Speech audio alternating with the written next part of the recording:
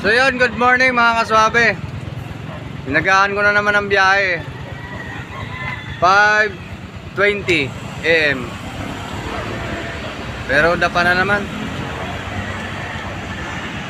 Dapa na naman yung ating suavemente. Ayan o. Titingnan natin kung anong salarin sa kanya. Hindi pa natin nadadala sa vulcanizing. Update mamaya. So ayan, nandito tayo ngayon sa sa malaking tunnel. Sa tapat din ng pilahan namin. Mabuti bukas na si Kuya Dudong at siya na lang yung titira. So parang na-replay lang kasi nung bumaya din tayo ng maaga, ganito rin ang nangyari. Flat din. Yan o. Shoutout nga pala kay Kuya Dudong na maagang gumising.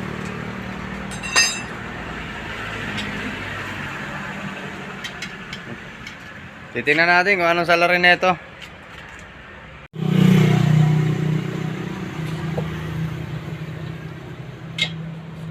So sana hindi naipit. Ay, yung dati yatang vulcanize, ano? Ano yung natanggal? Ay, sa interior ng ano? Ito. Ano yan? Ito. Ay, sa akin nung sa ano, rim? Putol.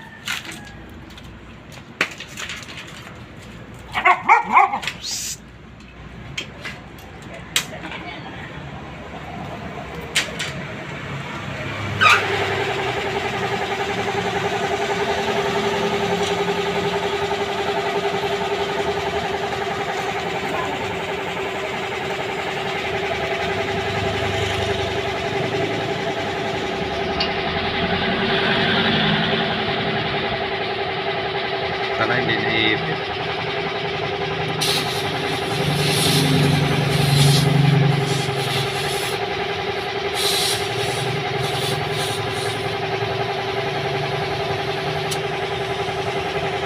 Lakas ang singaw, oh.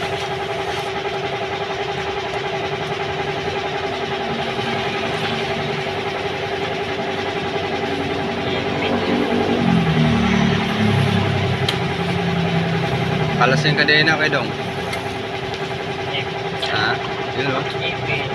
Ipit lang, no?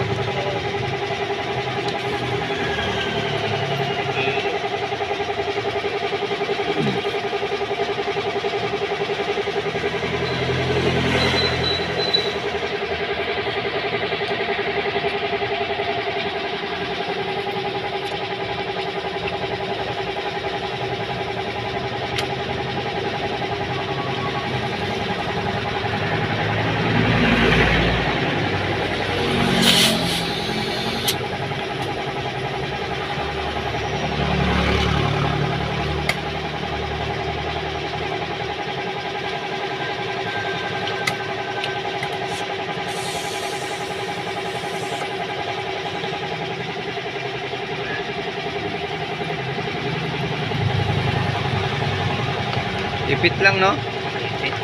Baka yung pagkaputol nito, yung ano, yung sapi doon sa rim, no? Sa gilid. Ha? Sa gilid. Nalubak. Nalubak yan. Kulang ng hangin. Karamihan ganyan. Kulang sa hangin.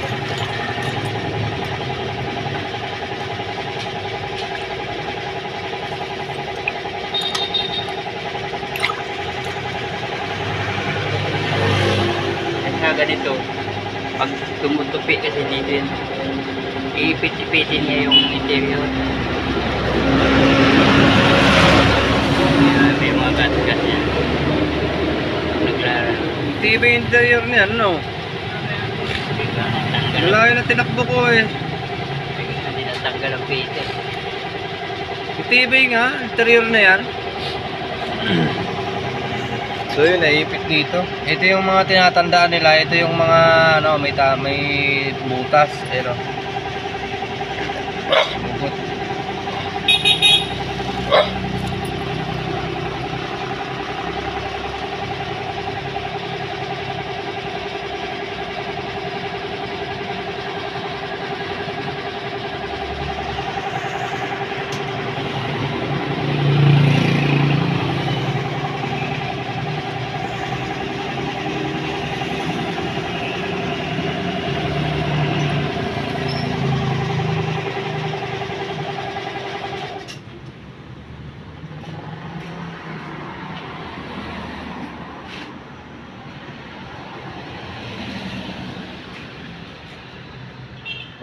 ko yung tanda, pwedong ah. Nabunot ko yung tanda. Ba makita naman yung pag pinunasan ano. Ba lumayo dyan? Tanda. Nabunot ko yung ano, tanda. Yeah, ilawan. Ito.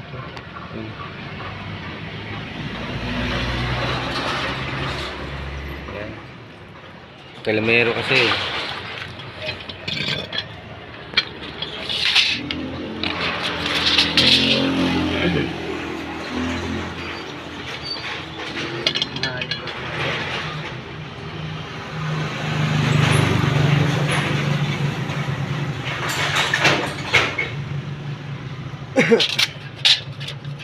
Coding pa mo naman ako ngayon. Tanghali ko naman yata. Ha? Tanghali pa magtawag nito. Manghuli. Ah, hindi ah. Pag gantong oras meron na sa pasita. Doon sa labasan. Natago pa nga sa bus. Na ano lang kasi nagsabi sa akin kagabi yun eh, na ihatid sila.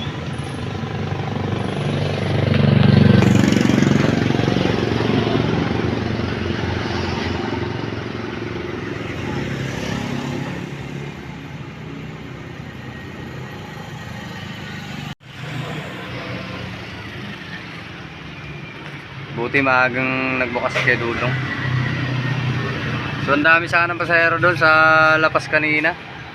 Eh habang nagbo-vulcanize, kwentuhan muna kami ni Kuya Dudong.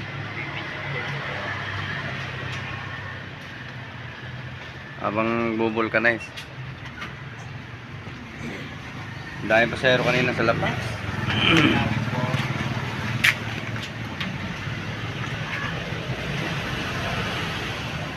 Paano ba natin to sasabihin? Eh wala tayong pambayad sa ano, sa vulcanize. Subukan natin kausapin si Kuya Dudong. Iabot na lang natin mamaya. Hindi natin nahatid yung pasahero. Sa total pa lang parang ramdam ko ng dapa na siya eh. Yung tumatalbog-talbog na ako, yun, alam kong flat na talaga.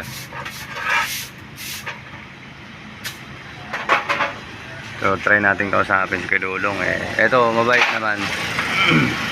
Sana pumayag.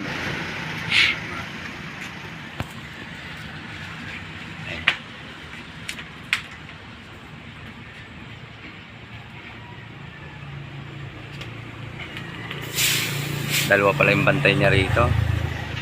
Pag hindi ka nakabayad, papalapa ka niya dyan.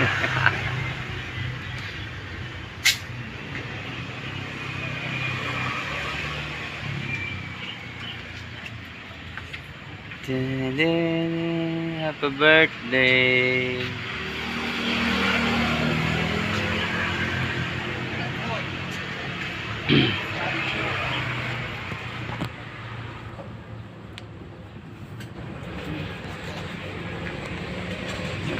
Dita o wifi? Hindi, ito pang upload ko sa YouTube. Vlog ba? Kausapin natin ngayon si Kuya Dudong ngayon. Kuya Dudong, maaari bang bayad niya na mamaya na lang? Ha? Pwede. Pwede, o yan. Dahil sa napakabait niya ni Kuya Dudong. Pumayag siya na mamaya natin iabot kasi wala pa tayong buhay na mano, nadali. Nadali tayo sa ipit-ipit na yan. So pumayag siya dahil sa mabait si Kuya Dudong yan. Abot na lang natin mamaya pag tayo nakabiyahe na. Eh kulig pa man line natin ngayon. Salamat kay Kuya Dudong yan. Shout out sa kanya. Ito yung pinakamabait dito na vulcanizing.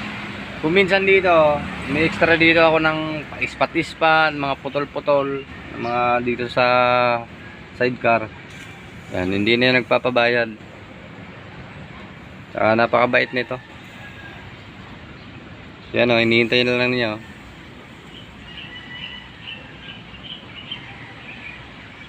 Ito yung mabigat, yung gigising ka ng maaga para sa customer tapos buhay na mano, wala pa.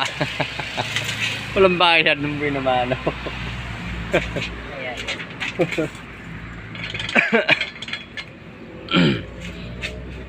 So yan, tapos na, ikakasa na lang niya.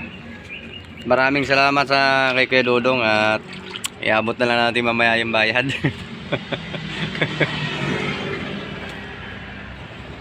Ayan, kakasa na. Tayo makapaglaga recording natin ngayon.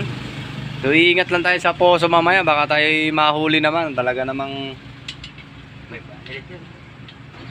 hindi lang. Naka-short, naka-chinelas pa. Ang daming balit yun. Oh, may lace, tas cooling ka pa. So yan, hanggang dito na lang. Maraming salamat sa ating mga nanood dyan. Bye-bye!